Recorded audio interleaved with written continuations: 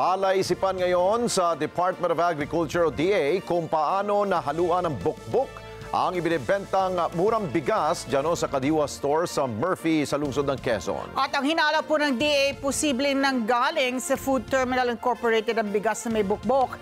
Kaya binubusi po nila ngayon kung paano ang naging handling at delivery nito. At sa kabila nito, iginit naman ni Agriculture Secretary Francis Chu Laurel Jr. na isolated case lamang ito. Report mula kay Vin Pascua. Patuloy na inaalam ng Department of Agriculture kung bakit nahaluan ng bukbok ang itinitindang bigas sa isang Kadiwa outlet sa Murphy, Quezon City.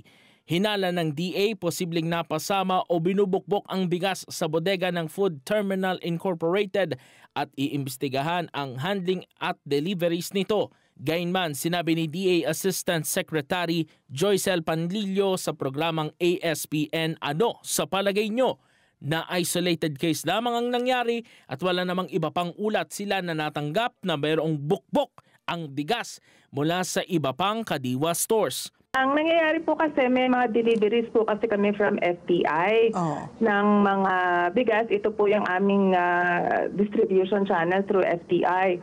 So hindi tiningnan na po namin iyon. Yun nga po, isolated case. Pero kung paano po nakarating yung may bukbok na bigas ay sa ngayon po hindi ko po masasabi kung kasama po ba talaga iyon sa na-deliver or maaari pong doon na po nagkabukbok. Yung mga posibilidad po iyon. So sana so hindi nyo pa matiyak kung saan.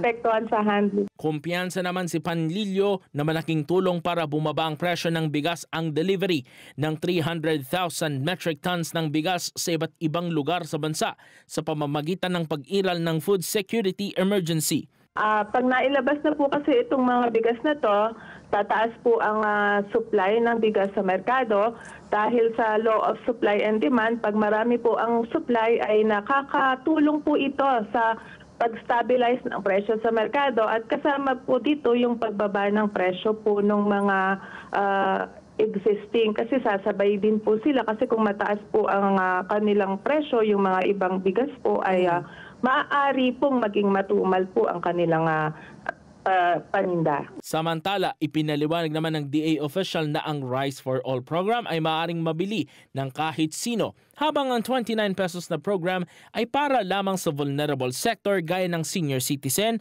persons with disabilities, solo parent at miyembro ng indigent na limitado. Ang dami ng bibilhin. Yung Rice for All po kasi para po talaga ito sa lahat.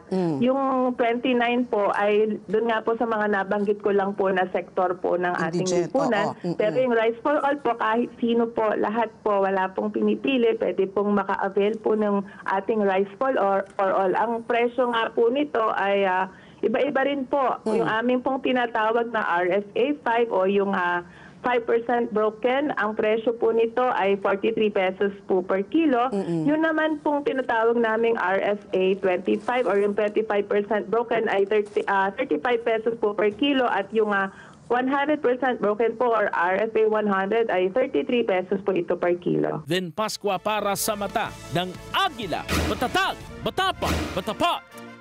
Maraming salamat sa inyo pong pagsubaybay sa Mata ng Agila Primetime. Para malaman ang matatag, matapang at matapat na mga balita, i-follow lamang at mag-subscribe sa AtNet25 TV.